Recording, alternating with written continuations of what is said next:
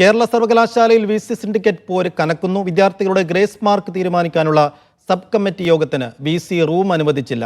തുടർന്ന് syndicate sub committee മാറ്റിവെച്ചു. 4 വർഷ ബിരുദ കോഴ്സിലേക്കുള്ള ഗ്രേസ് മാർക്ക് തീരുമാനിക്കാനായിരുന്നു യോഗം. VC മോഹനൻ കുന്നുമ്മൽ വിളിച്ച സർവകലാശാല ജീവനക്കാരുടെ സംഘടനാ പ്രതിനിധികളുടെ യോഗം ആരംഭിച്ചു. വിജിൻ വായാന്തോട് വിശദാംശങ്ങൾ നൽകും. വിജിൻ, ഈ റൂം അനുവദിക്കാതിരുന്നതിന് പിന്നാലെ സിൻഡിക്കേറ്റ് എന്താണ് പിന്നീട് ചെയ്തത്? ഈ സബ് കമ്മിറ്റി യോഗം പിന്നീട് ചേർന്നോ? ഇപ്പോഴെന്താണ് സംഭവിക്കുന്നത്? സൈഫുദ്ദീൻ, നേരത്തെ സർവകലാശാല സിൻഡിക്കേറ്റ് അംഗങ്ങൾ ജീവനക്കാരെ സിൻഡിക്കേറ്റ് റൂമിലേക്ക് വിളിച്ചു വരുത്തി എന്നത് കാണിച്ചാണ് VC സിൻഡിക്കേറ്റ് റൂം പൂർണ്ണമായും പൂട്ടി അതിന്റെ താക്കോൽ ഇൻചാർജ് ചുമതല നൽകിയിരിക്കുന്ന മിനി കാപ്പന് നൽകാനുള്ള തീരുമാനം ഉത്തരവ് ഇറക്കിയത്. അതിന്റെ ഭാഗമായി നിലവിൽ സിൻഡിക്കേറ്റ് അംഗങ്ങളുടെ റൂം ഇപ്പോഴും പൂട്ടിക്കിടക്കുകയാണ്.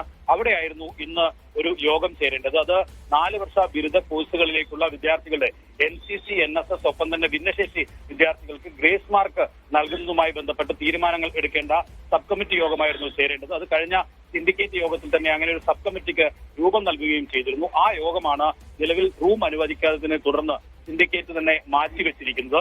അതൊരു കടുത്ത പ്രതിസന്ധിയാണ്. കാരണം 4 വർഷ ബിരുദ കോഴ്സുകൾ ഇപ്പോഴാണ് ആരംഭിച്ചത്.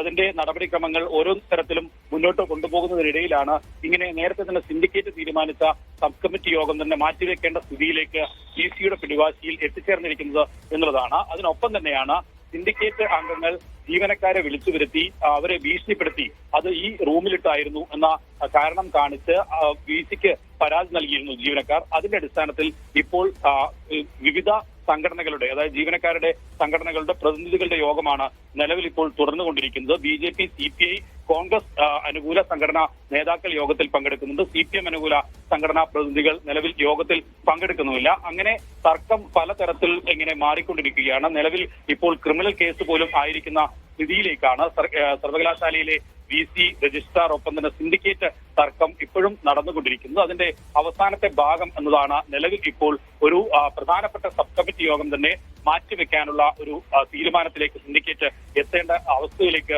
കാര്യങ്ങൾ എത്തിച്ചേർന്നിരിക്കുന്നു. എന്തായാലും കോടതി ഇപ്പോൾ സുപ്രധാനമായ നിരീക്ഷണം നടത്തിയ സാഹചര്യത്തിൽ എത്രയും പെട്ടെന്ന് തന്നെ സർവകലാശാലയിലെ പ്രശ്നപരിഹാരം ഒരുപക്ഷെ ഉണ്ടാകും എന്നതാണ് നിലവിൽ പ്രതീക്ഷിക്കുന്നത്. അതിനായിട്ടാണ് സിൻഡിക്കേറ്റും വൈസ് ചാൻസലറും ഒപ്പം തന്നെ ജീവനക്കാരും വിദ്യാർത്ഥികളും ഒക്കെ കാത്തിരിക്കുകയും